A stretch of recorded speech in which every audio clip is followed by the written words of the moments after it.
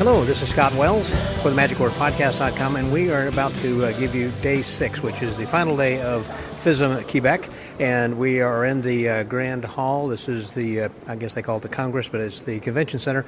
Anyhow, I want to thank all the people so far who I have been meeting who are listeners, and I'm so thankful and appreciative. So many of you have come up to me to introduce yourselves and tell me how much you've enjoyed this podcast, and that means a lot.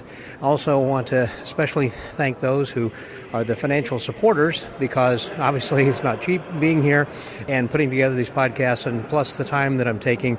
I know that you appreciate and would like to help support me as much as you can.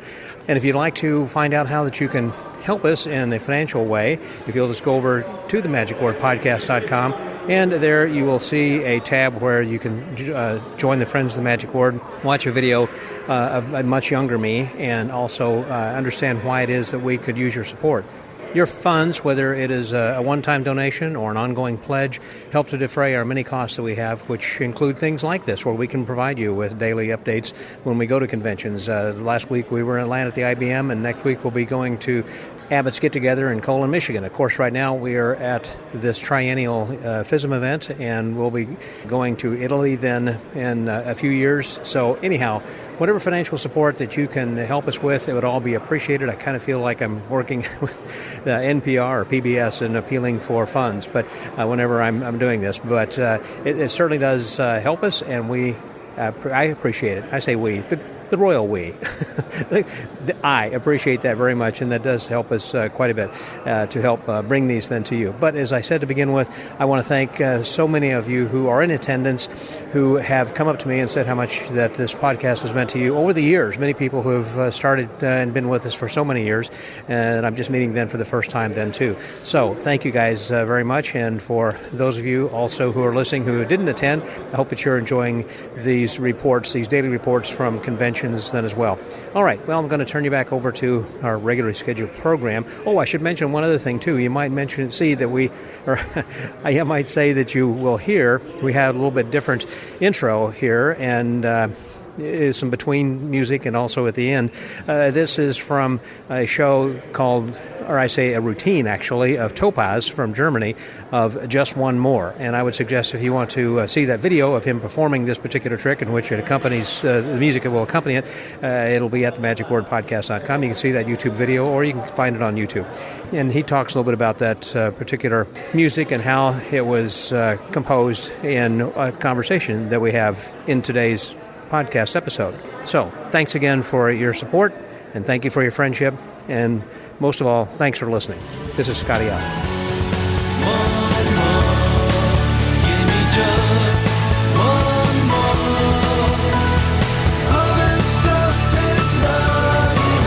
We are in the intermission right now of the first morning. Well, by the way, welcome. We are into Day 6, I guess this is, and the final day of not just the competition, but the whole convention itself, and into the finals of the stage contest. And I'm here with Lady Sarah and also Keith Fields. Hey, guys. Hey, how you doing? Fantastic. Having a great time. How about you guys? Yeah, well, Day 6, being up at 8 o'clock in the morning every day is killing me. Well, only, darling, because you went to bed at 1 o'clock in the morning. Yeah, I know, that's wonderful. But it is worth it. It is worth it. Phenomenal. It is. Yeah, I went to bed at 2. I looked at my watch and it was 2, and then got up at 7, and I decided to sleep in this morning because I've been getting up about 5:30 or so. Look at you, Scott. Yeah. Wow. Yes. All bright-eyed and bushy-tailed, unlike us. Well, so what have you seen or enjoyed so far that you think is going to be? We still have a little bit more competition left, but what do you think? The act we've just seen was just... I've never seen a sub-trunk like that. I couldn't even describe it, really. You think, Sarah, you could describe that? Yeah, it was an undone sub-trunk. Yeah, it was a demolished the sub-trunk. The sub-trunk fell to pieces. Yeah. So there was no longer a trunk.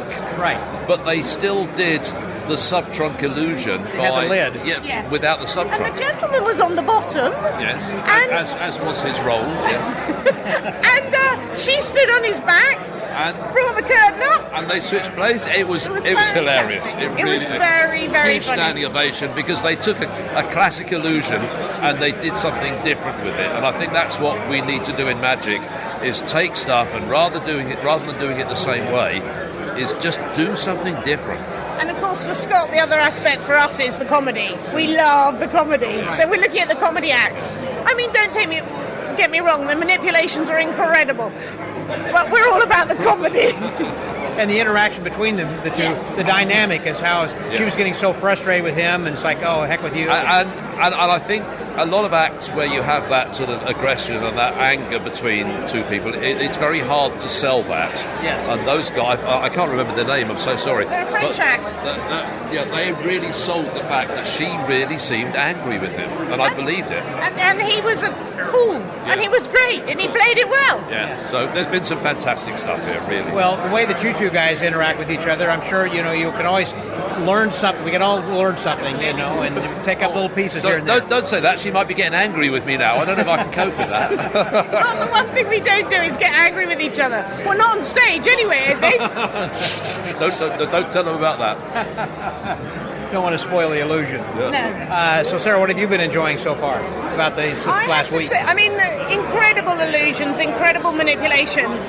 I have to say I'm about the presentation and the look and how they stand on stage, and that's really important to me. Again, there was a Korean actor earlier who just looked spectacular. He moved in such a way that was elegant, and yet obviously the magic, was phenomenal. But that's what I'm all about.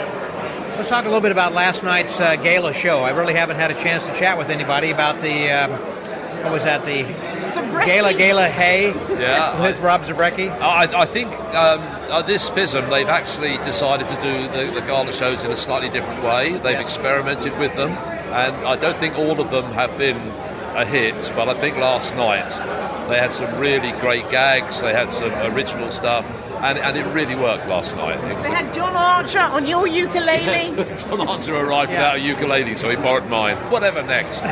What sort of a professional is he? What sort of bricks are they? No, Zabrecki knocked it out of the ballpark. He had a huge variety of guests. It was brilliant. And it was a close-up gala show. Who'd have thought it? I mean, the concept is almost unbelievable. The fact that you can do a close-up gala show in front of, 2,500 people. Yeah. But I think they pulled it off. They really pulled it off. Yeah, they did, and also just the way they completely filled the stage, where they had a setup over on stage right over there that was a TV talk show kind of a format with the chair and the couch and the band. They had a band, and live band made such a difference. But they used the band the same way they do on these late night TV shows in America. There were times when there was a guy asking for some music, and the band were literally just staring at him. Didn't move, we're not going to play. So they'd actually rehearsed the band and got them in on the gags as well. So they were using every aspect of what was on stage. And then when they were looking for Paul Gertner, they looked around and then they went over to the band and he was playing the guitar. Playing the guitar, yeah, exactly. It was that interlacing of everything. And so good. You can't not mention the tech guys, because they did really well. There was a shout out to the tech guys halfway through with a camera angle. They worked with it. They pulled it out the ballpark. It was great. Yeah. Well, one of the guys was playing the part of a tech guy who walked on and was sort of sorting out some tech, and all of a sudden he was the next act and doing the show. Yeah. So it was so interlaced that you didn't know what was going on. And the quirkiness of Zabrecki, when he would have the guests and say, "Would you like some cereal? Let's have some breakfast." Yeah. Just weird stuff. Yeah. Get on, Zabrecki. So I think both 10 out of 10 for effort and 10 out of 10 for pulling it off. That was great. So it was a wonderful evening, and did you get a chance to hear Chip Romero's talk about Doug Henning? I didn't, unfortunately. That was getting late at night. It went like 11:30 to 12:30, and unlike Chip, he kept right on time because he's got a lot of material, and he loves to talk about Henning, his favorite subject. But it was very scholarly, very well put together, had some nice illusions of Doug's over there, his zigzag and a couple of other costumes, etc. And so it was just really enjoyable. I've seen a lot of this stuff, but the way that he put on the presentation along with the PowerPoint, and the reason, the thrust of this particular talk was about Doug Henning's getting the Canadian grant, or the grant from Canada, for the money to go and study magic to become who he was, and what he had to go through. Sid and Lorraine had helped him apparently, and they had to apply to the government because they did not the government at the time, back in 70. three or so did not recognize magic as an art, basically. Yes. So anyhow, they changed all of that, and so this was what the thrust of that conversation was about last night. I Very think that's good. something that actually we in America really need to think about, because a lot of other countries in the world are having grants and support, and they're creating these acts because they've got a framework. And I think in America we've just let people get on with it, and we really need to get together somehow and encourage people to go into these competitions, but give them the support they need. You can't do something like FISM without a team behind you. And it's like the Spanish have their own tech guy here. Right, well, that's true. That's supporting, so they know their tech is going to And in fairness, for those listening, you probably don't realise, but we're dual citizens, so we see the British angle as well, and I'd say that's the same in Britain too. Yeah, you know, we need to get behind our performers. We need to see the new talent. Yeah, we need to get some groups of people, almost like a committee, to find acts and help them develop so they're good enough for the FISM stage. Very good point. And can you notice also the difference in styles, let's say, between the Americans and the British and the Koreans and the Belgians or French? To me, it is striking difference. Yeah. It is striking difference. The Spanish are so creative, and there's a huge team of Spanish here, not only in close-up but stage as well, and every aspect of those two genres. And you can really see a huge variety of difference between that and Korea and Asia in general. There's an art aspect that we haven't seemed to conquer. We haven't quite well. caught that yet. No. I think it goes back, Keith, to what you're talking about is the fact we need to embrace art as magicians as well to make it art. The one thing I notice, a lot of these acts have themes. That is, there's a beginning and an end, and there's a morality play or something that is going on. I think in a sort of 9-minute competition piece, it's no good just to do a few tricks. Yeah. You have got to have not necessarily a message, but you've got to have a progression. It's got to go somewhere. And there have been some acts which have been brilliant manipulation, but it's just been producing cards all the way through it. It's just more of the same, but it's just not a commercial act. Exactly. However clever the manipulation is. It would probably win in a regular convention, but here when they're up against everyone else who is doing the same kind of a thing, okay, here's some more cards, here's some more billiard balls. Yeah, it's done a little bit differently, and they float this time, or they're green instead of red, or whatever. After a while, there is a sameness to it.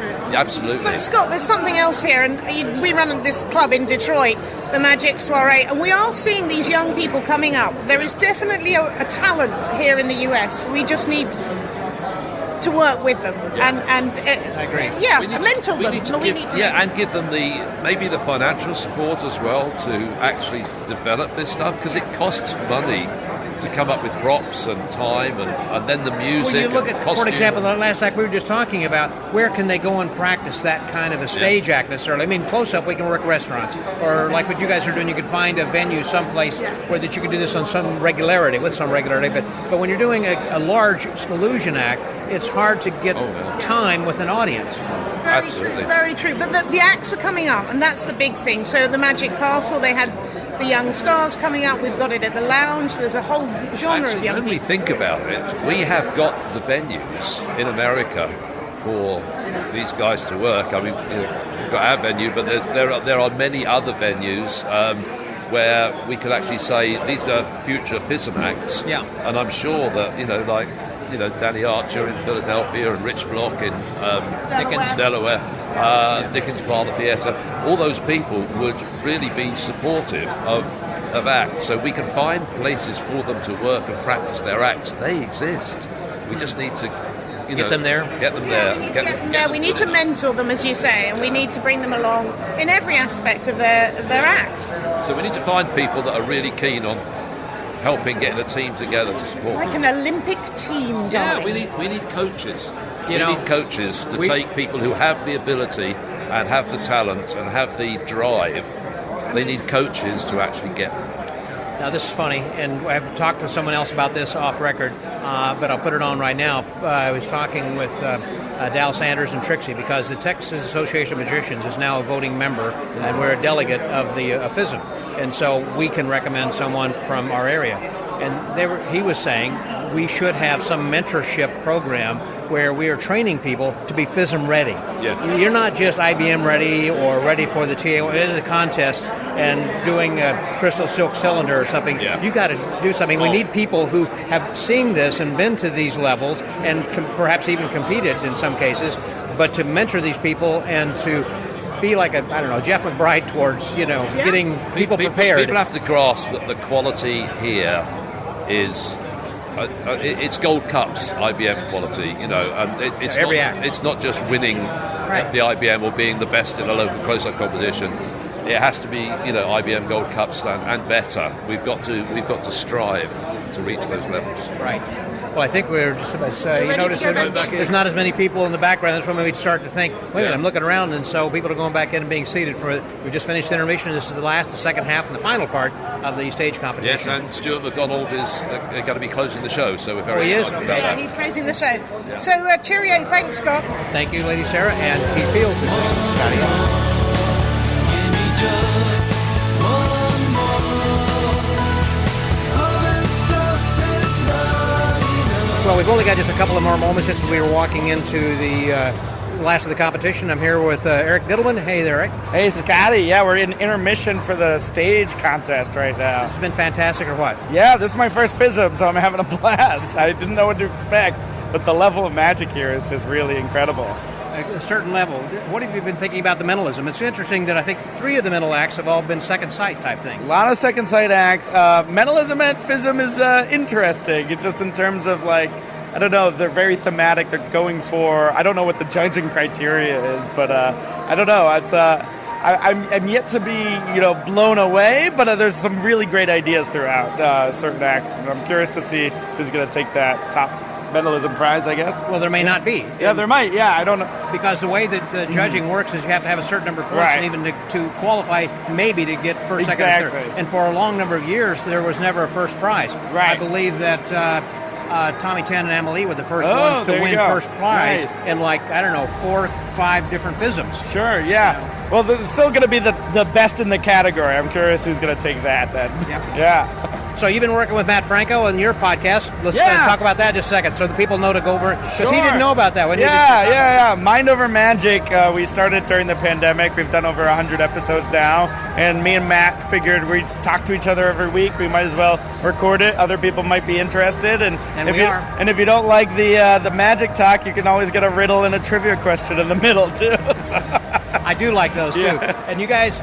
Do you work that out? Do you know what the answers are? Because it seems like not time... at all. Okay. No. And I'm always amazed at Matt's lack of movie knowledge because it's such a big part of my life. But he's got a Vegas show, and maybe that's why he studies magic and is obsessed with it. Yeah, but I mean, you're doing all these college shows, and you're traveling all over the country. I'm back on the road, and I'm having a blast, and it's so good to be back after 2 years of not being on the road. Did you do any Zoom stuff? I did some Zoom stuff, but I'm much prefer the live audiences again and having that feedback, especially with my improv background and nature and everything like that. Are you still getting any residual shows or anything from your AGT performance? And as far as them saying, hey, I remember this on there. I know you promote that, but do people just out of the blue call you still? Or? Yeah, but I've other television appearances helped for sure. So I just remember afterwards you were telling me. I think you said you had the next 18 months booked after you got off AGT. I think so, Just a lot of work came in from that, so it's keeping those plates spinning so people remember you, so to speak. Yeah. That's right. Well, again, it's been a great convention. You're going to be going to the next one in Italy? We'll see. Now that I know what to expect, I definitely want to check out another FISM for sure. Or what not to expect, because these are surprisingly good shows. Exactly. So. Well, I think they're getting ready. They're turning down the lights for the Magic Board podcast. That was Dittelman, Scotty Allen. Give me just one more. Other stuff is not enough. Well, we just finished the stage competition. After 5 days of amazing acts, it was really incredible. And I'm here right now with a person who was an MC on one of the earlier galas. Here he is, Topas. Hey. Hi, nice to meet you. It's good to see you then again. And I know you have performed, and you had won at FISM in the past. Isn't that right? What was it for? What did you win? In ancient times, in 1988 at The Hague and 91 in Lausanne. Is that right? I think so, yeah. Okay. Yeah. Well, that may have been where I first met and saw you, because that was my first FISM also, was in Den Haag in 88.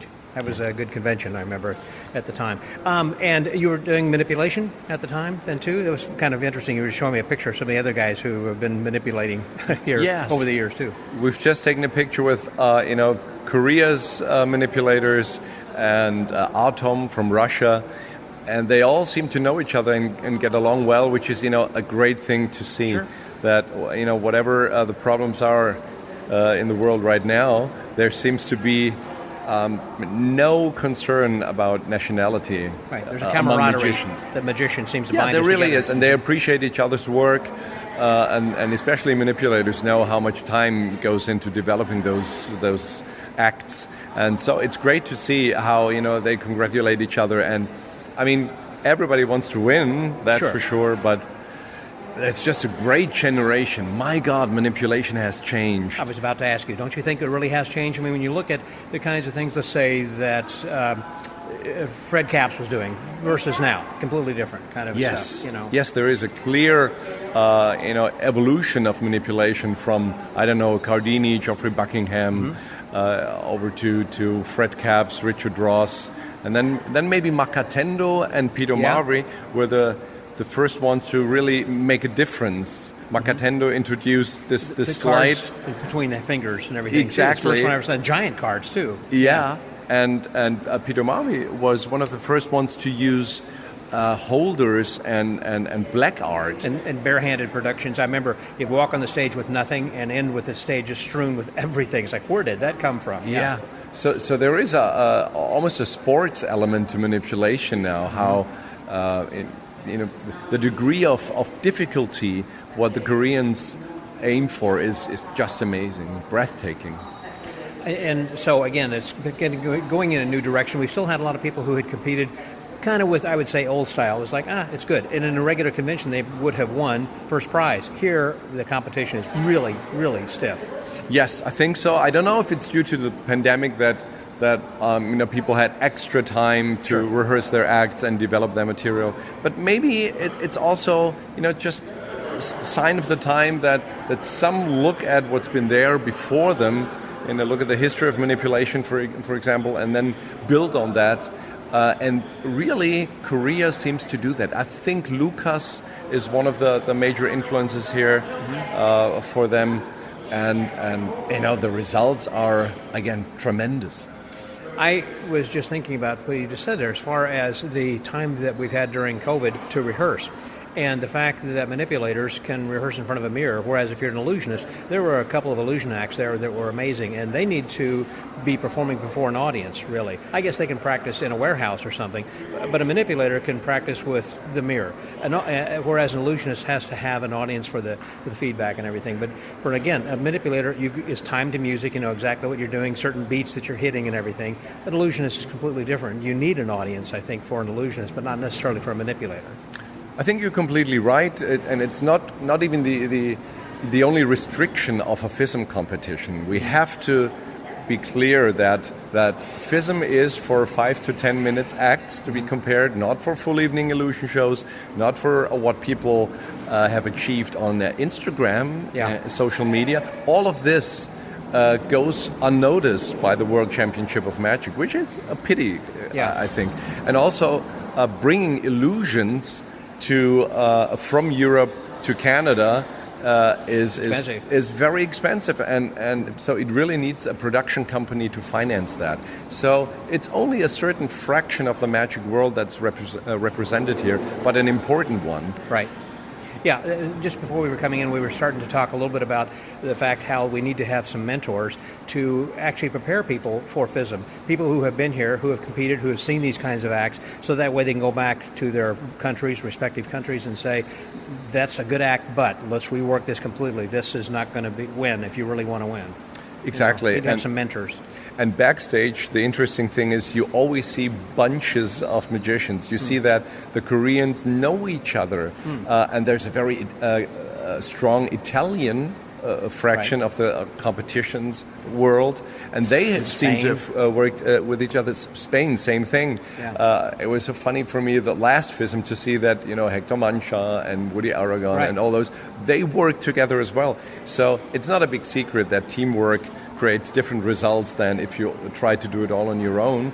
But it's a great reminder to see that eventually now this will spread out into the real world, and people will find different venues to perform at and different television shows and all that.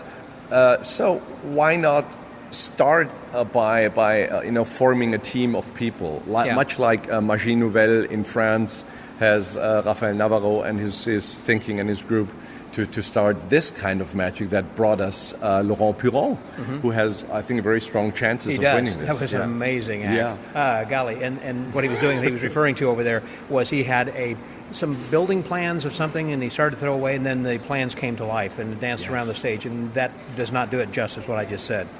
It's very poetic. It's not just a dancing hanky turned into sort of a piece of paper. No, it is a story. It is theater. It's very minimalistic, but all of us understand the story.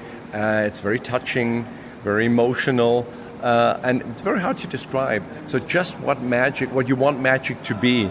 And on top of all that, it's timeless. Some of the acts use contemporary music, and they will be hip and new for some time. Right. Laurent Puron will be, if you see this act in 20 years, as fresh as for the first time. That's a very good point. Now, I'm going to let you go here in just a minute, but you did a great job the night of emceeing. You've done this several times in the past. I know you have a real love for music and everything then, too. And the song that you had of Just One More and the routine of that, how long have you been doing that routine? Which I, by the way, suggest everybody go to YouTube, take a look at Just One More and seeing him produce these giant speakers from a case. And also, I am using that music to tag in and out of this particular episode. So thank you very much for letting us use that music. Sure. But tell us a little bit about that. Well, the history is a friend of mine is a comedian and singer-songwriter, Andreas Kraus. He composed that, and we've been friends for many years. So whenever I do something to music, I ask him to compose original music. And then there's Derek von Krog, a German music producer who is the musical director of Nena, 99 Red Balloons. Oh, I remember that. Yes, of course. Yeah. So I'm really spoiled knowing these two guys because they produce great music. Very often, when you ask for music as a magician, you might end up with easy listening, elevator music type of thing. But they can really produce stuff that could stand alone. Oh boy, it does it. I can't get it out of my head. And if people are listening to this on today's podcast, they're going to say, I want to hear more of that, or do I want to hear less of it? Yeah. And there's a whole album. There's also a song called Our FISM, which is kind of a satirical anthem on this whole endeavor here. Yeah. With people treat it as an anthem, but it also has these mildly critical things that you're very famous among magicians, but when you take one step out of the building, nobody knows you. Yeah. So it's this ivory tower of being famous among your peers for some of us, but still, it creates such great things. Leah Kyle is very successful in this real world. Yes. America's Got Talent, and then involved with costume change, by the way, is who he's referring to. Yes, we're involved with big production companies that then take this kind of creativity and use it for their purposes. But it's amazing. But there's just so many different kinds of magic. So anybody who has a chance to go to FISM should do it, right? Yes, they Wouldn't should. you agree? I absolutely agree, and hope to see everybody in Italy in 3 years at Turin. That's going to be amazing. Turin 2025 is going to be the next amazing place to see what the present and future of magic is. Yep, we will see you there. So for the Magic Word Podcast, that was Topas. This is Scotty Allen. Give me just one more. All this stuff is not enough. Well, that was now one of the past Past International Presidents, PIP, of the International Brotherhood of Magicians, my buddy Joe M. Turner. Hey, Joe. Hey, Scott, how are you? I'm doing very good, and it was good joining you, or you joining us, or us getting together for dinner the other night. Wonderful. That big table. It was great. It was a nice gala dinner, wasn't it? Fun. It was better than I expected. That dessert was spectacular. Everybody's talking about dessert. The dessert, not so much the rubber chicken. Not the chicken, but the dessert was great. And the camaraderie and the friendship. And, that was a great table. I mean, the room was full. They had to, they split us up into two big groups for the one night and the other night. But I was very pleased with the conversation and just the spirit. It was great. Which was kind of reflective of the whole. That was a microcosm of the whole convention, where you see a lot of people, get to spend time with people that you don't normally get to see. That is true. This is my first FISM, so I wasn't quite sure what to expect. And it has that element of when you go to any magic convention, you see someone you haven't seen in a long time, you get to spend a little bit of time with them.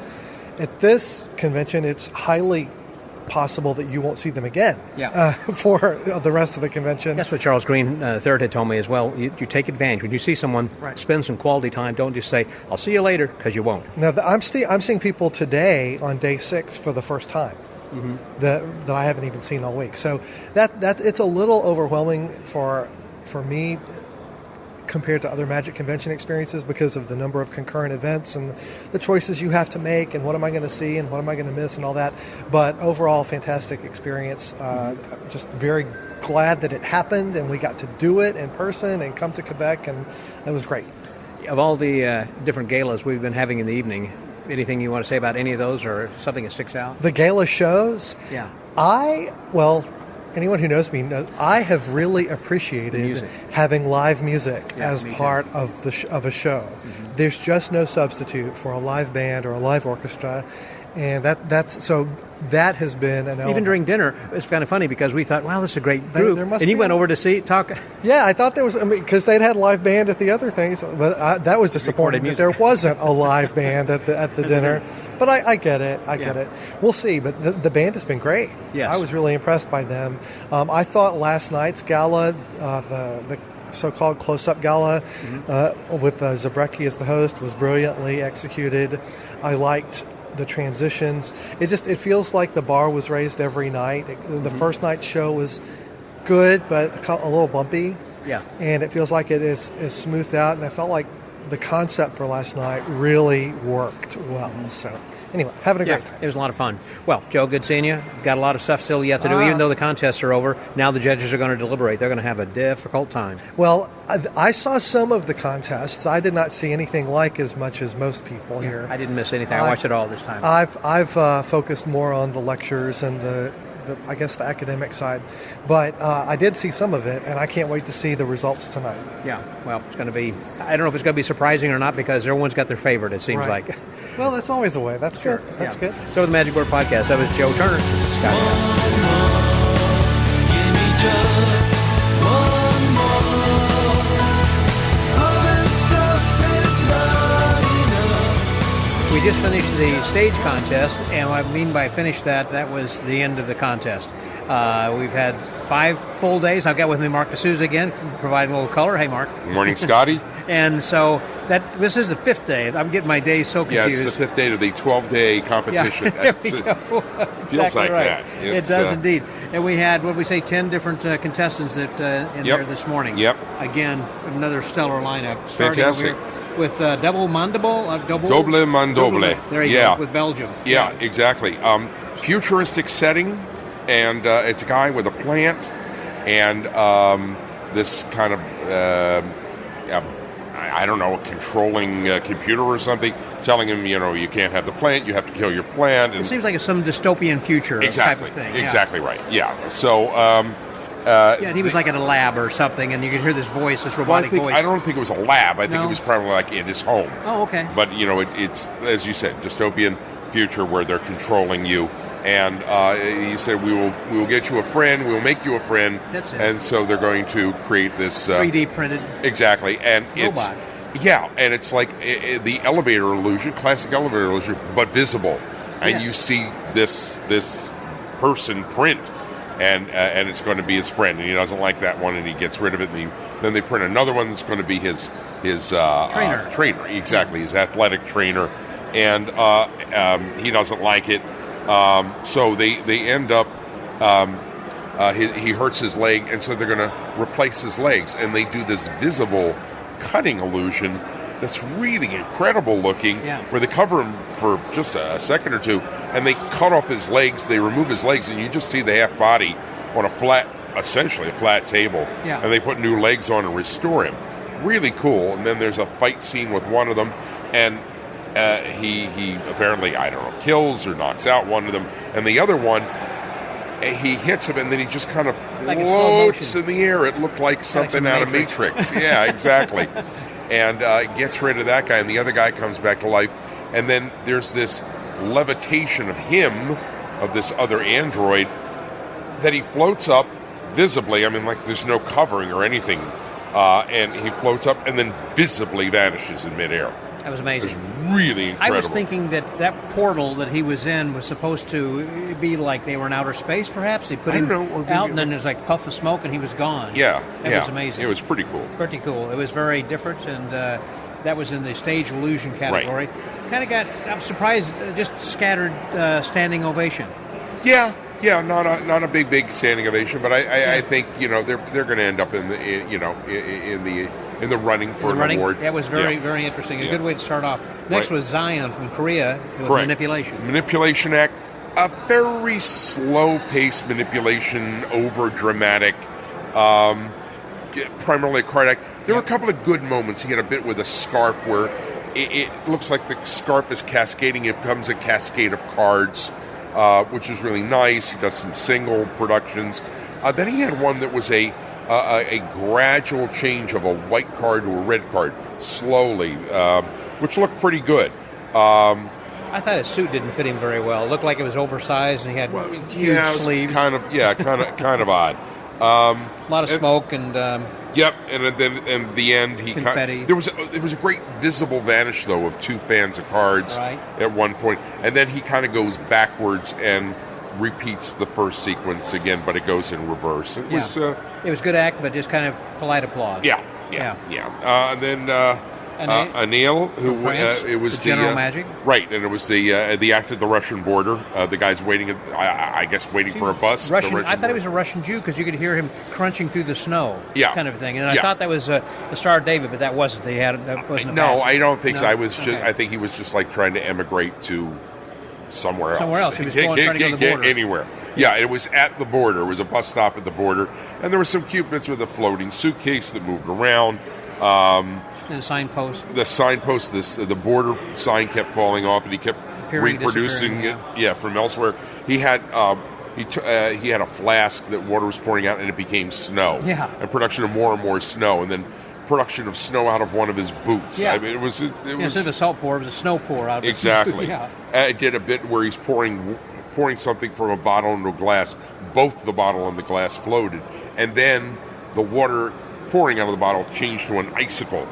It was a clever theme act, but eventually he does a visible costume change and produces a balalaika, and he goes off because he's crossed the border. Sorry. I was going to say probably rework the ending a little bit due to the current political situation because Ukraine. Because he just had a big white flag, and then he kind of waved around, and then the other one was a white flag. But it was not a Ukraine costume he was wearing. No, it wasn't. So No. So he was followed by Yu Kamataro.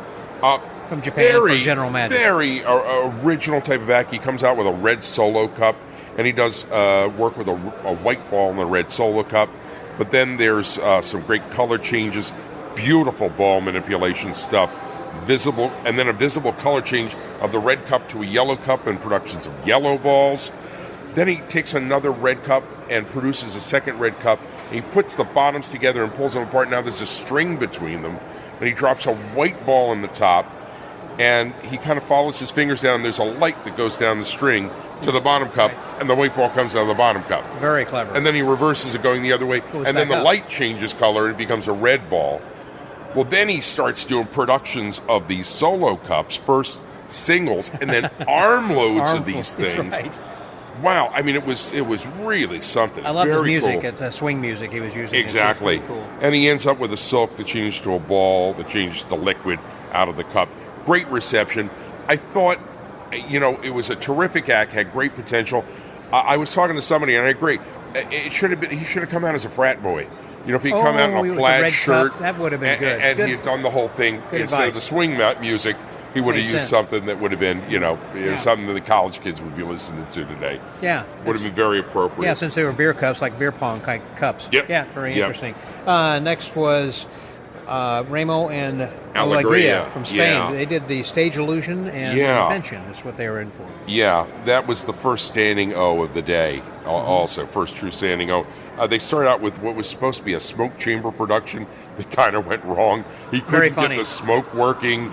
Eventually got the smoke working, and then couldn't get her out, and she's choking, and they moved it yeah. backstage, and you heard the glass crack. Imagine one of those big glass cabinets that you've seen like at fairgrounds where you step inside and you try to catch bills. There are bills floating Right, around inside right. there, and that was the kind of thing. So it was, you can see from all sides, and then suddenly she appeared from within the smoke, kind of, but she wasn't appearing at first. She had to hold up a cloth Oh, or yeah, something. yeah. It And then was- finally she couldn't get out, and then he tried to get her out, and the whole handle fell off in his hand, and she was choking, and like you said, they had to wheel it. Very funny. And then they did this umbrella box illusion where he puts her in a cardboard box and he shoves umbrellas through like you would normally shove swords through. Right. And it kind of reminded you a little Moretti. Hence Moretti. Yeah. But then the umbrellas start moving inside, and obviously she's not happy, and so she's attacking him with the umbrellas. Yes, and, trying to gouge and it's him. quite funny. And at one point, there's an umbrella that sticks up, and He's then laying on the top of the thing. exactly, and he does the impalement illusion where he's With the impaled on an umbrella, but not after she sawed out the side of the box and came out. Right. Very, very funny, and they finished with an illusion that they did on Penn and Teller Fool Us, and it was great. It's the non-sub trunk. So it looks like they're going to do a sub trunk, and he puts her inside, and all of a sudden the box falls apart. I mean, literally, piece by piece by piece. And so she gets on the ground and puts a piece of wood on her back. No, from the on box. his back. Oh, I'm sorry. It was on his back. And then she stands on top, raises the cloth. Curtain, yeah. Yeah, and drops kinda it. like, well, I guess we and gotta now go it's through with really this. the substitution trunk, where now he's on the ground with the thing on No, his back. she's on the on the ground. ground with the thing on her back, And and he's he's standing standing on on top of top. her. Oh my God, it was so funny. Fantastic. Absolutely great. Absolutely and great. as you said, immediate standing ovation, just a Yeah. spontaneous ovation. And then they were followed by probably the act of the day, Laurent Piron. He and was this amazing. This came out of nowhere. I had not heard of this guy. I had neither, and when he started, folding up some paper and throwing airplanes, I thought, okay. Well, Just- it's basically the thing opens up with the FISM song by Topas. It's playing in the background, one more. and he's working in his shop, obviously working on a trick and not making any headway. And this piece of paper that he has something drawn on starts crumbling by itself. Oh, that's right. I'm sorry, I was confusing that with another guy with the airplane. Yeah, sorry, no, never that mind. was the other day. Yeah. Yeah. But no, That's right, this drawing a sheet of paper. Yes. And then this thing falls off and begins. I can't even say it's floating; it's animating. Somebody And he described interacts it. Yeah, somebody described it as like watching a Pixar movie live. This thing, you've never seen a dancing object that looked like this. No. It was just absolutely stunning. There's a combination, I think, like of an Aikido ball and perhaps the Dancing Hank, Casper, Exactly. or something exactly. inside. And this thing, but it wasn't just that it was floating or dancing. It was doing stuff. It would like push a box along, Yes. or would get inside of a box, and the box would leap up in the air, and he would catch it. Yeah. And It wasn't like from the spring. I mean, it was in the middle of the stage, and the thing would spring open and he'd catch it. Yeah. Or he'd throw the ball in one box and it'd pop out of the other And box. eventually, he read the paper, and it told him what to build, and he built a lamp Yeah, that that's what it eventually looks like, a kind of Pixar came back to thing. life Yeah. too. But at one point toward the end of the act, he crumbles up this ball and puts it in a jar, and it's bouncing around in the jar. Yeah. And then it's pushing upwards, and he begins to float up. Yeah, he's trying to catch it almost like a mime-like, where Exactly. it's going above your head and you're reaching up like it's floating, and all of a sudden he starts floating Exactly. in the middle of the freaking stage. Oh, it's unbelievable! It was It's unbelievable. unbelievable. It was a He had stunning, so many stunning effects, act. one after the other, that Yeah. were like, whoa, what, and what? Yeah. And again, major standing ovation. Spontaneous. Longest burst. standing O of the convention, I think. Yes. Next was Hanno Juninen? Juntuno. Thank you. From Finland. Juntunen, from Manipulation. Finland. Yeah, looked like a classic manipulative act, white tie and tails, produce bubbles turn to balls, beautiful stuff. I mean, he did really clean manipulation, a nice 1-4 production, which he repeated, balls turned to cards, productions of cards. He had an impossible looking bare hand productions of singles and fans. I mean, his hands really looked empty, and it didn't look like black art. I mean, this was just really clean looking bare hand productions. But some of it, I was at an angle, and maybe it was because Zara had a bad view from the standpoint. I thought some of his get-readies and the steals were visible to me. Yeah. I mean, but, nice ideas. It was, and I thought it was funny that he had such dramatic music in order to heighten for the applause. In other words, if he would have spent more time, I think, on the act, and then, because he had 30 seconds for this music to take applause, and he came back out, it's kind of like going, okay, well, and I kind of felt, why are you taking all this applause when you didn't earn it? Right, number one, and he could have used that 30 seconds to, do some more magic. Yeah, exactly. Yeah, right. Yeah. Next was Lee Kyle from Leah Friends. Kyle, who I was really looking forward to. And you've seen her perhaps also on Penn and Teller. Yeah, on Penn and Teller and on America's Got Talent. She appeared several times in America's Got Talent. Amazing costume change lady. This is a woman who has taken the art of quick change and raised it to a whole new level. It's the only one we had in the whole convention, too. Exactly, yeah. But, I mean, this is so different than any quick change act you've seen. Amazing visual changes, and not just costume changes, but then things happen on the costume that were further changes. Oh, that's true, like butterflies or things that fell off. Just incredible. And I believe she's working in the AGT show that's live in Las Vegas now, the Luxor. I believe she's in that show. But it was just very high, again, standing ovations. Absolutely. Change after change. And I really expected her to be, in the finals. Yes.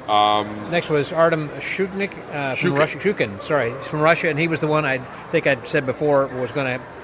I think it's going to kill him because he got the Grand Prix for the IBM last week. Well, he got the gold medal. The gold medal at the gold medal. Right.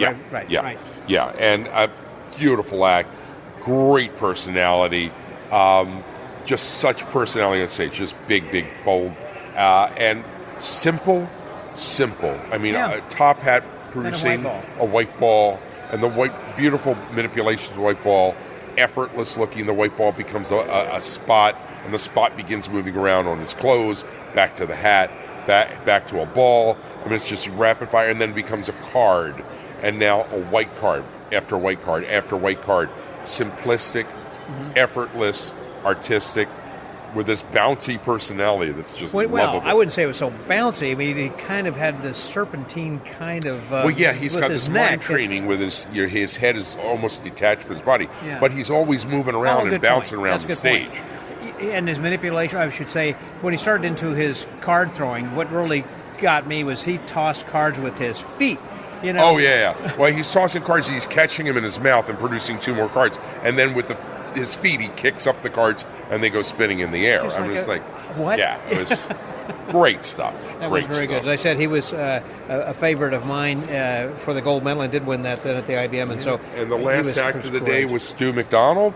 We've seen Stewart do this act for years, and it just keeps getting better and better and better. Yep. Today was the best I've ever seen him. The performance was flawless, but he was against such tough competition. It's a great act. I think it's kind of like a modern classic act. He's in a haunted attic, and there are things that just keep happening. What I think is the reason he may not score as well, and I say that because I think he got good applause, but he did. I think he has almost been overseen. He's been doing this act for 8 years, and so I kind of think the standpoint that he's been seen on television in Penn and Teller Foolis and some other places, as well as conventions and whatnot. He may be and YouTube, etc. I believe it could be that it's like, oh, I've seen that. For an example, after when you see somebody perform and then you see them again, you're watching for a move. Well, now you're watching for certain things, So yeah, he could have suffered from overexposure. To Stu's credit, he's constantly improving the act, and he's taking a whole audience with him on that adventure updating the act because he constantly posts online. Yes. He's posting videos and stuff. It's really, really quite admirable. But as you say, a lot of people have seen the act. There's not a lot of surprises there. Yeah. Had some great little new touches. But, I mean, it's classic Stu, and he did a great job. I think we saw some really great acts that are going to be really considered, I think, this evening whenever they come time for the awards and everything. But first of all, I guess they're going to have the awards this afternoon, which they actually will announce the winners, or how's that work what exactly? Happens is they have the award winner show Yeah. this afternoon, which will be all of the first place winners in all the categories. From those performances, they will choose Grand Prix for stage and Grand Prix for close-up. Okay. So they'll decide, number one, if anybody qualifies for it. If they do, that will be decided from that performance this afternoon, not the original performance. And they have to score enough points in order to even score within a certain first, second, or third. Exactly. It may not even be a first or second given. Exactly. Sometimes they don't give first, seconds, and they only give a third, and sometimes there's ties. So you never there are quite ties. know. That's true. Yeah, That's true. yeah. Well, we'll see what happens later this afternoon and then this evening. Absolutely. Thank you, Mark. Okay. Scotty, thanks. Thank you very much, Marc DeSouza and Scotty Allen. Give me just one more. Other stuff is not enough. So, we are coming back from the restaurant then right now, and one of the things that I would like to visit about is that last evening, Chip Romero gave a talk about Doug Henning, and the fact is that how he got this grant for having magic as an art. And that was kind of the general crux of it. But let me just ask you, what did you think? How'd it go? Well, it was wonderful. Now, I know I have heard Chip talk about dog hunting several times. In fact, it wasn't too long ago that he did a 5-hour talk on it. Oh, that's true. Yeah, on that one-day thing. It was. But I learned stuff last night that I hadn't known before and got to see things. So he did show some things, I think, that were unique that hadn't been. I mean, his collection is so impressive of other stuff that he can't put it all out at one time, even during that 4 hours. That's right. There's so much to see. Yes, but it was wonderful, and I wanted more, even though it was late at night. It was, but he kept it on time. He kept it on time, which was very appreciated by some sleep-deprived people, but including me. But I enjoyed it immensely. I'm so. jumping in right here because all my friends were in the front row, and it was 11:30 and it was late. And that was the start time. And seeing all my buddies in the front row made me very comfortable. And yes, we were not staying late because most of us had been up since 6 a.m. Yeah, that's right. And we also started, the show got out at 11:33. Yes. So we started late. And so finished pretty much on time. I think we got out about 12:35. We had some, but I finished.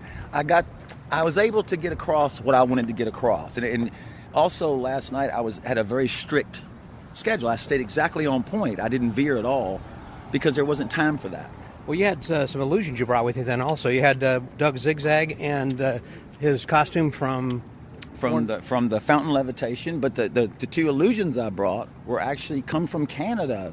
The Girl on Three Swords was built by Owen Magic Supreme and used in the Magic Show, and you showed that video then too that he had done on the Tonight Show with John Davidson hosting, and then they would be working together at the Hilton in 1979 when I saw them. So that was kind of John neat. Davidson was with he was the star, and Henning opened. Yeah, he was the guest host, I guess, for Carson on that night. Yes, sir.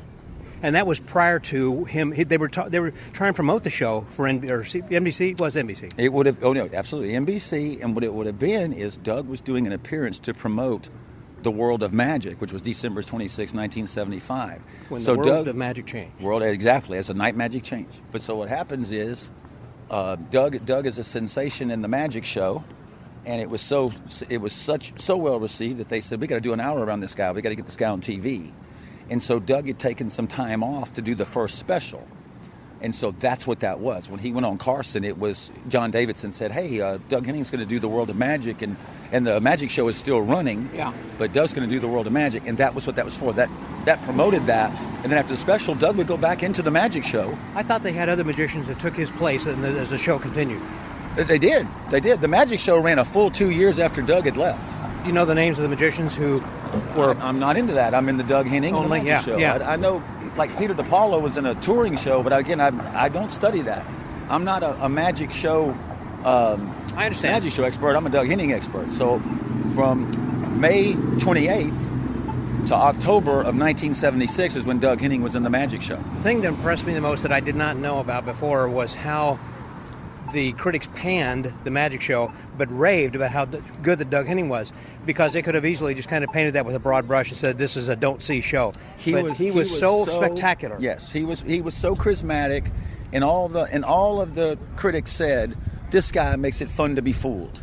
They loved him, and so they would talk about the choreography, they would talk about the music, and I kind of tend to make it sound worse. I never saw the magic show, but I've had guys tell me the magic show wasn't that bad. Now, you've been talking to magicians, was though, so too. Good.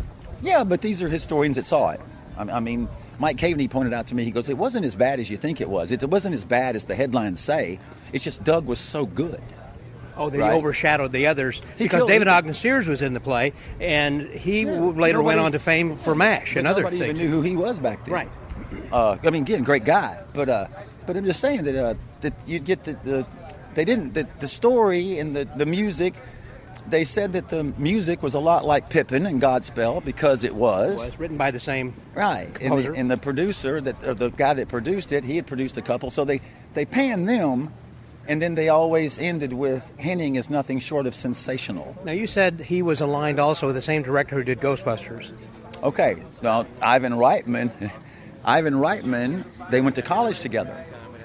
And so Ivan Reitman was with him for Spellbound, Magic Show, and the special. They were buddies. And so Ivan Reitman was very much in the beginning of that. Wow. Well, that's how it happened. And Ivan Reitman did it in college. He produced his first play in college. It's called Little Abner, and Doug actually played in it as a lonesome polecat. So that's their connection. They met in college, and then Ivan Reitman would go out and do Ghostbusters and all kinds of things. I mean, sure. That guy had a lot going. So yeah. No, that just was a lot of information that I think a lot of people didn't know. But the thrust, and the crux, I guess I just made a new word. Thrux was the grant that he received from Canada, because they said he worked then with Sid Lorraine. You said Sid Lorraine helped him create their case. Magic plus theater equals art. So when he first approached the Canada Arts Council, they said that magic wasn't an art.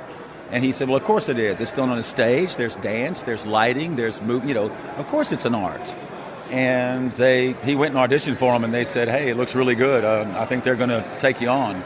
And he got the maximum amount. He got $4,000, which is the equivalent of about $27,000 today. That was pretty good. And it got him to go to the castle and study with Vernon. And he went to New York and studied with Slidini. So when Doug was up there looking just all natural, there was an awful lot of training making him look like that. It was interesting also. And in the Tonight Show, you can see how gracefully and how well he moves. I mean, you can see all that training there. Now that we know all that training happened, it's very apparent, like, oh, this guy didn't just move like that for nothing. He was very well taught. Yeah. It was interesting that in his appeal to the government, one of the things was he wanted to come to FISM and compete, and he described this. He actually wrote that he would like to represent Canada in the 1973 World Championships of Magic. So Doug was actually on his way, or wanted to come to FISM, but he never did because of Spellbound, and he was busy. So that's interesting. Well, listen, thanks, Chip, very much. Thank you. And Scott, has it not been one of the most incredible conventions? I've never been to a FISM, so I'm tagging around with you guys, learning what to do. But this is the most exhilarating convention I've ever been to. Also, I can't believe I'm still awake. Because we're getting up at 6 o'clock. I don't know how some of the guys do it. I always say, oh, nobody loves magic more than me. And I had never seen such a thing in my life. And, I know it's the World Championships. I'm not trying to sound that ignorant, but I've never seen this kind of magic ever in my life. I just hate that it took me so long to come to a FISM. And I know doggone good and well I'm going to be in Italy. There's no way I'm not. Well, you can tell that every person here has a passion because they've spent the time and money, and mostly a lot of money, just to get here. And I don't care if they were coming just across from New York or Newark to get here. There was a lot. It's not cheap to get here. So you have to have a passion to want to do this. And everyone here is passionate. Well, and again, greatest magicians we've ever seen from all over the world. Just rubbing shoulders there by like Chip Romero. Well, Chip's real fortunate to be here. Chip is very fortunate that FISM called me out and said, hey, we want you to come represent Doug. And it is an amazing honor. And I really got to thank Pierre and Renee. Oh, bless your hearts. And also I want to give a shout out to Noel Britton, who said, hey, man, you got to be there. And Sean Farquhar, who said, oh, we got to have you. And Greg Fruin, who said, we got to have you. Those three guys were pushing for me to be here. That's great. And so once again, it's an honor to be at FISM Quebec 2022. And there we go. Well, that was Chip Romero. This is Scotty out. Give me just one more. All this stuff is not enough. We are about to go in for the evening gala show. This afternoon we have had the announcement of all of the winners as well as them performing again who had been in the contest. So you were saying earlier about you came to be inspired or something. Can you say that again? Yeah, I sat through every moment of both contests because I find it inspiring to see what people are working on, and it gives me an excitement for magic again that I take home and use towards my own magic endeavors. So yeah, I love it. So not necessarily an idea that you take here or there, but you take the process of creation. Yeah, it gets me excited again to see people doing new stuff, and it makes me feel like, okay, I gotta get back to that project or this project and work on it. So was there some particular thing that stands out, whether it was on the contest, it could have been just someone you met or got to talk to, or a dealer or something? And what was it that may have been one of your highlights this year? One of my highlights was Greg Fruin's lecture. Did you go to that? I didn't. I thought it was going to be about stage magic or birds or something, but he talked about the trials and tribulations of opening your own theater. And that's something that Stacy and I have talked about doing, and his lecture really detailed his experiences, and I really took a lot from that, a lot to let marinate in my mind, It seems like more people are doing that, as far as we're seeing a proliferation of magic venues, if you will, with the Chicago Magic Lounge, Smoke and Mirrors, Nashville's House of Cards, and so many others that are opening, as well as just smaller venues. I mean, like Paul Gertner has his own show that he does. Several people have their own one-man show, and they found some venues for that. So is that something you're kind of looking to do, you think, after listening to Greg? Yeah, I've traveled my whole career. I've always had to move from show to show, and the shows that I've enjoyed the most stayed in one place for a long time. Yeah. And I'd like to, in my future career, kind of stay in one place if I can. I enjoy seeing the world, but I like the idea of being in one place, and so that means probably building my own space to do my show. And so that's a good idea, of actually building your own space as opposed to going into a hotel banquet room and having to use something that someone's got and you can't really do anything with it. But I would be willing to do that too. I don't know what I want to do exactly, but that's kind of where our head's at in terms of our future career. And where do you live? You're in California, aren't you? Or? We lived in California until the pandemic, and we kept an apartment there, but we moved our main residence to Maui during everything. So now we live in Hawaii, and I do feel like that would be a really cool, magical place to do a show.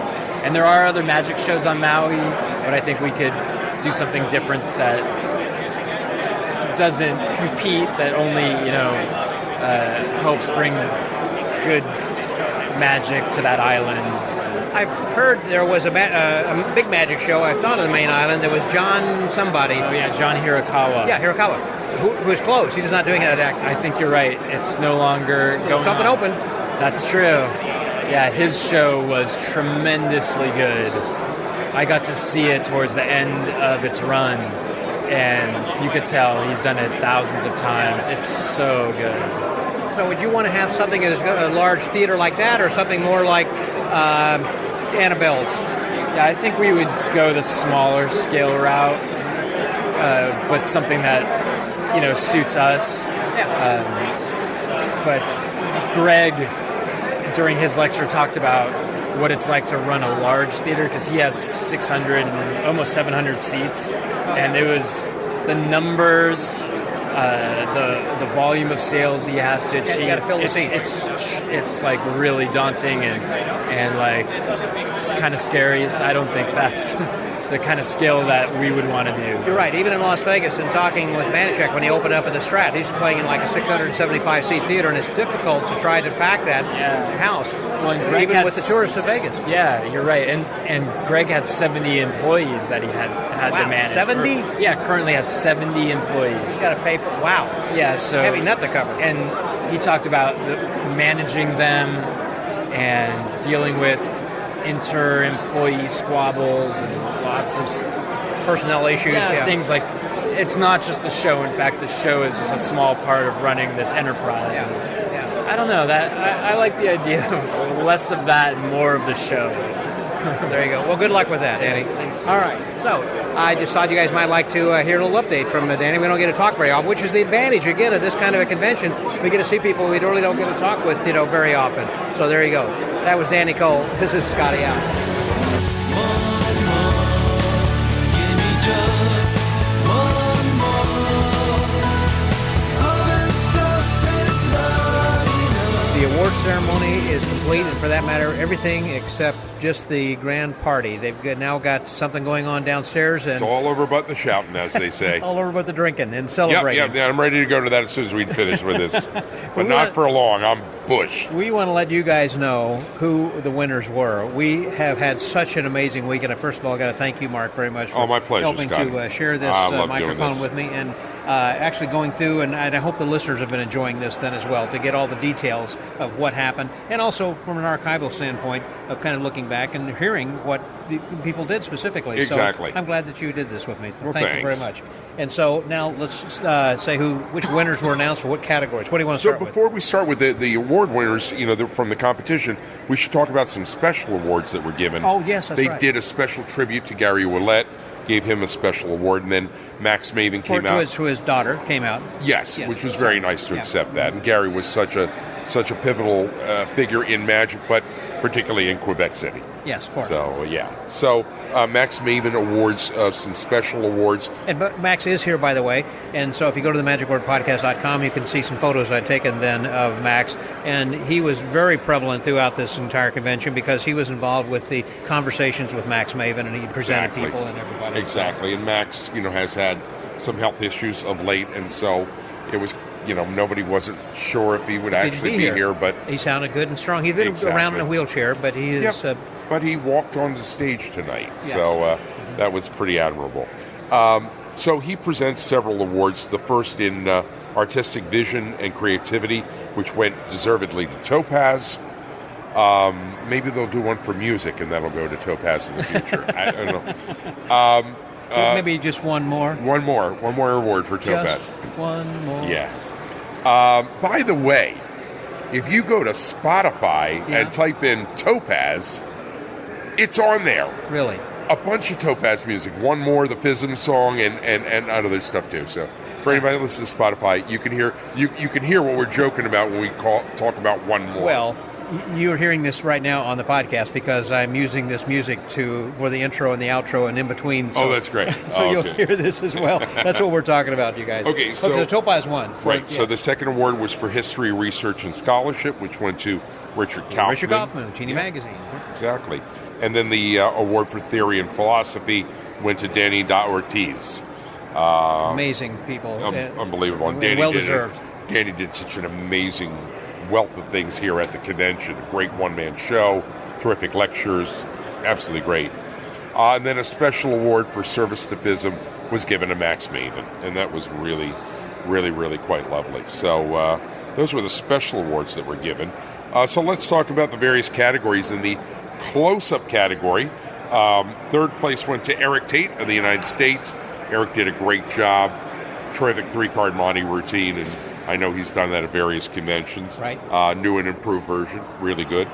Second went to Perry Raffert, and first went to Marcobi from France. Absolutely great. I was commenting that he makes Leonard Green look like Channing Pollock. This guy is so chaotic, so funny. Unfortunately, on the Winners Gala show today, he was really done in by the camera crew, who just were. I mean, the tech people here have done remarkable work, but the camera crew today was awful. They just weren't following at all and just killed his act. So it was a shame, but he was happy, that he won first prize and did it. They'd already voted. Yep. In Micro Magic category, third place was Mr. Triton, who did a wonderful act where he was at breakfast. Or Triton. Mr. Triton. Yeah. Triton. Yeah. Really fun act. Second place went to Jacob Scherstrom, or Jakob Scherstrom. Sweden. Terrific act with a solid cup and a clear cup. And the winner was a tie.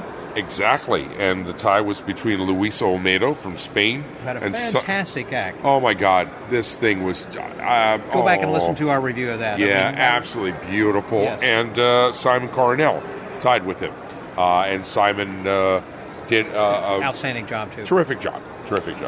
And then also, when you talk about close-up, they also put the parlor category in there. Third place was Jonio from Japan. Second place was His a beard tie. is weird. Second place was a tie as well between Vincent and Javi Rufo, who was one of my favorite acts of the convention. Vincent was from Australia, and Javi Rufio was from Spain. Spain, yeah. And then first place went to Shudo Gawa. From the U.S. Exactly. Well, Japan. Japan. But, yeah. Okay. Living in the U.S. And Shute did a great job, as he always does. As he always does. So we come to the stage awards. In comedy, third place went to Marie-Helene, who was actually Hughes Protat from the man France. that you were talking about earlier. Yeah, terrific. Second place went to Ramo and Alegria, who was the illusion act from earlier today that did the no sub-trunk, sub-trunk. Yes, we thought they were amazing. So good. I'm surprised they got second place. But first place was my call from the beginning. Yeah. When I saw Martin Christensen, oh my God, again, one of my very favorite acts of the convention. From Denmark. Martin Christensen from Denmark. He killed it. Oh, he was he was so good. He was so good. And he deserved that. So that's a good point. Absolutely. In the illusion category, there were only 2 awards given.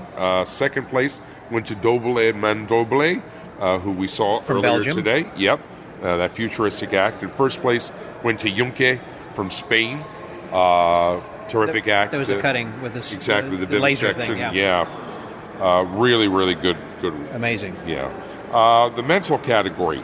Third place was a tie between Mago Larry from South America. No, Argentina. Oh, Argentina. Counts. Well, that is South America. Sorry, yeah, that counts. Yeah. And Andrea Rizzolini, who I did not get to see. From Italy. But we talked about him. Yeah, yep. Peter, and I filled you in on that. Second place was Rob and Emil from the Netherlands. Great act. And first place was Anka and Luca. Luca. Anka and Luca. From Austria. From Austria. Though they do a Roma character, a gypsy character. Yeah. Very good act. Manipulation? So manipulation. Third place went to Francesco Della Bona, who was on, I believe, the first day. Great act. Really fine manipulator. I really enjoyed his work. Second place went to Eden from Korea. Mm-hmm. Again, great act. They got a great reception. And first place was a tie. A tie again. Yeah. Between Junwoo Park from Korea. Japan? That's why I had Japan from my notes. Okay. And Artem Shukin from Russia, who was on earlier today. Great act. I thought they were both very fine acts. Yeah, as I said, Artem was the fellow who had won the gold medal from the IBM. It was Correct. one of my favorites. Correct. And he tied. That's fine. Right. And then the general category, third place was Zhu Ming Zhu, one of the most talked about acts. That was the act with the airplanes. Yes. That ended up in a production of a biplane. Of a biplane. Yeah. Full-size biplane. Yeah. Second place was Ding Yang. Wonderful. From China. Yeah. And you got to be thinking, those of you who have seen Ding Yang at Magic Live a few years ago or even recently, have got to be thinking, wait a minute, if she got second prize, who got first? And okay, first prize who got went first, to Mark? Laurent Perron There we go, from and, Belgium. That's the guy with the dancing paper, and boy, that was... We talked about him this morning, and we thought he might score high, and my gosh, he deserved that. You're gonna hear about this guy. Laurent Prigron. Right. Yeah. So before we get to Grand Prix, though, they did give some special awards. The most original act in close-up went to a young man from Lithuania named Gleb. That was so good. Who I did not get to see. Oh, it was very cool. Again, go back and watch it. And it was so different because of the fact that he had a television and no one had actually done this. And so he went into the future and then went back into the past in this video. Oh, it was so Sounds different. fun. Yeah, it was. And a young kid. And so the future of magic is in good hands. Good. And most original act for stage went to Ding Yang. Again, very deserved, beautiful act. I really enjoyed that. And the Invention Award? Invention, there were ties, a two-way tie in close-up between Daniel Moromino and Martin Isola from Germany. I'd seen both of them. Martin's, in particular, I had already known about because he had kind of, I don't know, on the down low, he had advertised this thing. It's a software program that he's written for. It's an app for his iPhone or iPad or whatever. And I started looking into it and realized that this app still makes life very difficult because I won't tell you what it is, but if you're into card magic, this is something worth looking into. It's very, very novel and very, very cool. And then in stage magic, it was a three-way tie. It was for Invention, right? Ramo and Alegria from Spain, right? Who did the no trunk sub trunk? HJ from China, Taiwan, China, yeah. And Zhu Mingzhu, who did the airplane act from China, right? So terrific. All good picks. Exactly. Grand Prix. Let's come to the Grand Prix. There's a Grand Prix for close-up and Grand Prix for stage. The Grand Prix for close-up went to Simon Coronel, who did some original routines, but I think it was maybe a little controversial going to Simon as opposed to one of the others who were in close-up. I think it's all personal preference. Yeah. He won for Invention because it was original.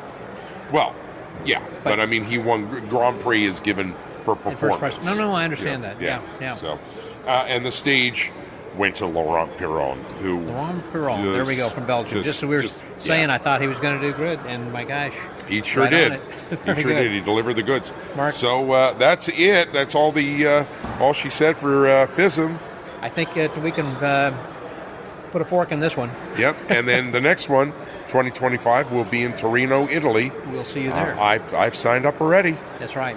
This has been wonderful, as I said, and hope you guys have enjoyed all of our updates and all the work that we put into this, and not only for you, but also for archival purposes. You can go back and listen to this and be inspired by some of these ideas. And as you heard the conversation I had with Danny Cole a little bit earlier, he comes in order to be inspired, even though he's not participating in the jury or anything as more as what he had done before. But he still, and like a lot of us, to just come here, of course, to see friends and everything. This week, I've got a little melancholy, in leaving. It's been so much fun. It has been. It has been. It's been great hanging out with you and all of our other buddies. It's been awesome. Great. So, from Quebec, Canada, and the 2022 FISM, I'm going to wrap this up. And I will say au revoir and hors d'oeuvre. That was Marc DeSouza, and this is Scotty out. Give me just one more. All this stuff is not enough. We have finished our convention coverage, but before we go, got a little epilogue kind of add to the end of this right now. The evening is over, and that, in fact, the entire convention is over. And as we're heading back to the hotel, then I've got with me my good friend Jonathan Levit. Hey, Jonathan. Hey there, Scott. It's so good to see you, my friend. You too. So tell me about some of your highlights for this week. Oh, my gosh. Well, it was my first FISM, first of all, so I had to get even understand. Overwhelmed by everything. Overwhelmed. I mean, there's too much to do, and I'm not even late up. I don't stay up very late. I'm exhausted. So there's so much, and you can't see everything here. If you've never been to a FISM, you don't really get that, I don't think. You can't see everything. So you have to look at the program and study it carefully. What is it you're going to miss? Yeah, and the second day I said, this is my competition day, which, got sidetracked. But the idea was that was the day I'm going to go in and just watch competitions. Yeah. And then you end up doing some other stuff. But for me, man, the highlights. You know what? Paul Gertner's lecture was just fantastic. Great information. I enjoyed that. That was one of the few lectures I did attend. So great, and Bernardo was great. It was a feast for everything. But a joy to watch my good buddies Shutagawa, Simon Cornell, just Eric Tate, just kill it in the competitions. I'm so happy for those guys. So that's great, and boy, Simon even winning not only tying for invention. Or did he tie? No, I think he got first place. He got invention. Simon got first place for micro invention, that's right. As well as the Grand Prix for close up. Yeah, so I mean, it's just great. I mean, just to see them up there, and so I'm just so happy for them all. And then the winner of the stage, General Magic. And you're going to have to fill in the name for me at some point It's here. Laurent Piron. Thank you.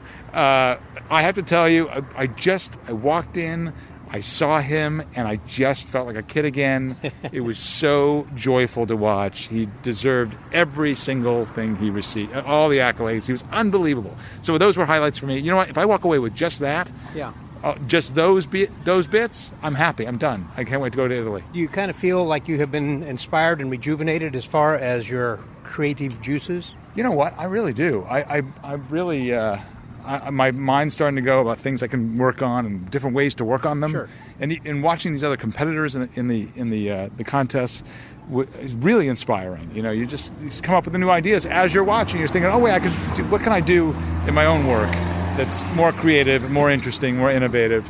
So yeah, I've already been thinking about all of that and how I can sort of rethinking some of my stuff. So yeah, I'm having a ball, and I'm glad. It was great. Everybody, and if you've never been to a FISM, you should go to FISM. You thinking about signing up for Italy? I'm doing it tonight. Okay, then. Just like people should sign up for The Stranger. They should sign up for The Stranger, which, by the way, Android 4.0 is coming. Oh, okay. Yeah. Good. I'm very excited. I'll share that with you when it's ready. Okay, please do. Yeah. Looking forward to that. Thanks. Well, I've enjoyed seeing you. I wish we could have spent more time, but it's one of these things with so many people here. If you don't say something and spend some time when you first see somebody, you probably won't get back to them a second time. There some people I was talking, you heard on the podcast today, that they saw someone for the first time today, said, "Hey, you been here all week?" "Yep, I have." "I just saw Bizarro." I didn't know if he was here. Yeah, I just saw him. I had no idea. No, there are people here that you're exactly right. I said, "When did you get here?" "This week." Earlier, 8 days ago. What? Exactly. What? No, it's great. And I'm so glad to see you. Every time I walk by you, you're interviewing somebody. Yeah. So this is the first time at the end that we actually get to spend more than 3 seconds together. Exactly. I wish we could spend years together. I wish we were neighbors. Okay. So much fun. Thanks. All right. So the Magic Word Podcast. This has been a coda. This has just been kind of a little epilogue at the end over here. And it's been nice and light. So thank you very much, Jonathan, for adding this joy to the end of the day. Always good to see you. And the convention. So for the Magic Word Podcast, that was Jonathan Levit. Scotty out. All this stuff is love.